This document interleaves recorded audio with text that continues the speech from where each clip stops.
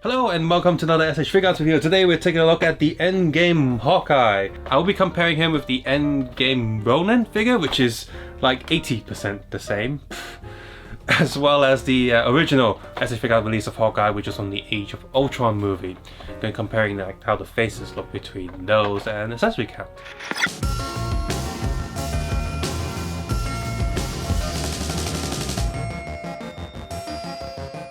In terms of height, Hawkeye stands at about 15 centimeters tall, and you see and in terms of scale, he is the same as the old Hawkeye figures. In terms of accessories, all three of these figures come with fists already attached to the figure, bow in pulling mode, and one bow in relaxed mode. The Ronin figure instead comes with a pair of sword-holding hands. The Ronin figure also comes with a pair of relaxed hands, whereas both Hawkeye figures do come with one relaxed hand, but the other hand is replaced with the letting go of the arrow hand.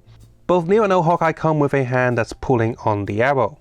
And that's it in terms of accessories for the old Hawkeye. The new Hawkeye also comes with a head that's looking slightly to the right. Both Hawkeyes also come with a quiver pack on the back. While the new Hawkeye has this displayed as an extra accessory in the packaging, the old Hawkeye just has that attached on his back already. And that's it in terms of accessories for the old Hawkeye. The new Hawkeye also comes with a head looking slightly to the right, whereas instead with Ronin, his head looks slightly to the left. And of course Ronin also comes with his sword in the pack, as well as two smaller sword pack thingies. The pack on the old Hawkeye is a round peg, so you can actually swivel that around if you want to, whereas on the new one it is a sort of straight peg, so it doesn't swivel at all. Whichever, some people might prefer it not to swivel so it doesn't just go all over the place, but the round peg on the old figure is quite secure, so it doesn't feel like it's going to go all over the place. It's just kind of nice to have that articulated option.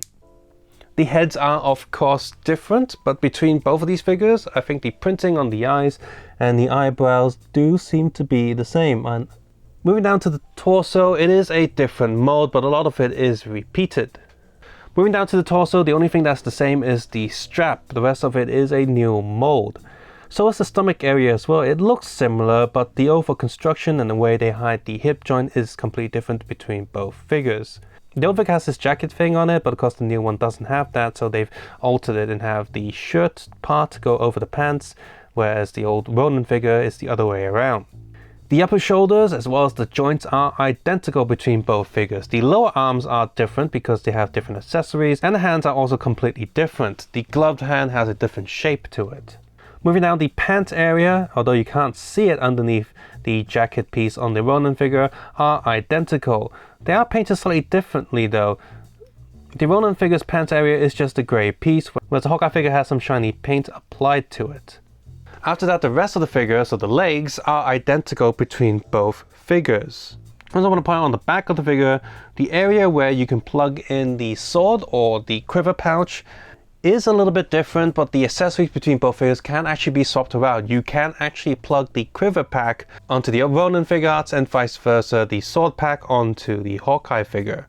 Comparing the new face to the original SH Figuarts, comparing the new face to the Age of Ultron face, I say both of them do look like Jeremy Renner for the most part. The old one was very good, but when I look at the new one definitely looks a bit more like him. The old head is a little bit on the longer side. It's not as wide, whereas the new one looks a bit more natural. In terms of the coloring and fading as well, the new face does look a lot nicer than the old one. Both of these use the face printing technology, but the printing is a little bit more obvious on the old one. The contrast is a bit higher, whereas the new face does blend in a lot better with the paint and coloring of the plastic. In terms of the paint and detail here, most of the suit is just, well, black, so not too much going on there, but it is a nice contrast between the shiny black and the matte black, and that looks quite good. The gold lining and detailing is also pretty decent. This little pouch radio thing there also looks pretty good. Over on this side, he has a bit more of his arrow and shooting accessories, as well as the little, I guess, time watch thing on his hand. Those are painted quite nicely and look pretty good for the most part. Moving down here, he has a knife attached to his lower leg, but that's not an accessory. It's permanently attached there. You can't do anything with it. And I really hate it when they do stuff like that, like they're teasing us with extra accessories, but they're just permanently molded on. That's annoying. What if I want Hawkeye to sit down and be more comfortable without that knife? I can't remove that. That's annoying. Moving on to articulation, head can go down quite a lot, not too far back, sideways and sideways. Full rotation here. Torso can go quite far back, quite far forward, sideways, sideways. Shoulder joint, yep, these ones pop out really easily. Better popping out than snapping, eh? Shoulder joint is a little bit limited because there's no rotating joint up there. The rotating joint instead is hidden with this elbow joint, single elbow joint that also rotates to help with his bow and arrow action, I suppose. Ball and peg swivel for the hand. Legs go out, leg goes in, let's see, forward. This pants area doesn't really get in the way. Knee joint, no rotating joint there, no, a little bit of rotating joint up here. And foot goes up, foot goes back, toe goes up, toe doesn't go down. So in terms of the look of the figure, the painting is fine, the articulation is okay as well, and the face there is very much like the actor, so that looks really good. In terms of accessories, he does seem a little bit limited. Could have come with a few more hands, that would have been nice. Or perhaps an arrow that's not glued onto the bow. Or even a bow that's not glued onto a hand. That's a bit of a gripe for me. I like accessories being accessories and not like stuck to each other. So it's not bad, but Another thing about this figure is when swapping the hands, especially the right hand, it is very tight and very hard to swap around. I was worried I was going to snap the joint. It's just... the ball peg is just a bit too big for some of the hands. It's very frustrating. You just have to use so much force on it, so I'm not pleased with that. So I am considering sanding down the ball joint just a little bit so it can plug in and remove the hands a bit easier. For me, I only really want one version of each of the main Avengers. I don't want 10 Iron Man or 10 Captain Americas or Black Widow and Hawkeye. So if I was only going to keep one, I think this one's okay. It's got the black suit, it looks good, and of course this is like the ultimate version of Hawkeye because, well, Age of Ultron wasn't that good, and of course Endgame is the good movie and that's how he looks in there. So yeah, I like this version of Hawkeye. This is the one I'm going to be keeping.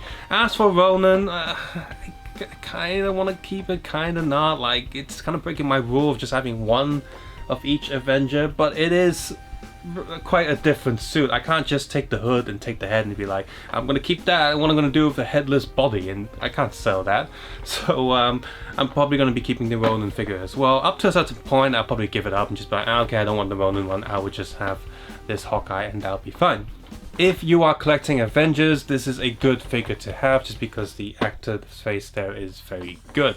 For everyone else, if you're not a big Hawkeye fan, you're probably just fine with the main three, Iron Man, Captain and Thor. Or if you already have some of the Marvel Legends one, maybe if you think the face is good enough, then this one's easy to skip as well, because this can be quite expensive if you import it over to the rest. So I only recommend this figure to everyone who must have a full Avengers team in SH Figuarts. Otherwise, this one is an easy skip. It's not a bad figure, but I don't know, maybe if it's reduced or something, then consider picking it up. As always, if you found this video useful, please click the thumbs up button or share this video with other people that will find it enjoyable. As always, you can support this channel via Patreon, but you don't have to do that. Please watch my other videos with ad block turned off and check out my other reviews on SH Figuarts and Marvel toys. I've done a lot of those on this channel. As always, take care, have a nice day. I will see you guys soon.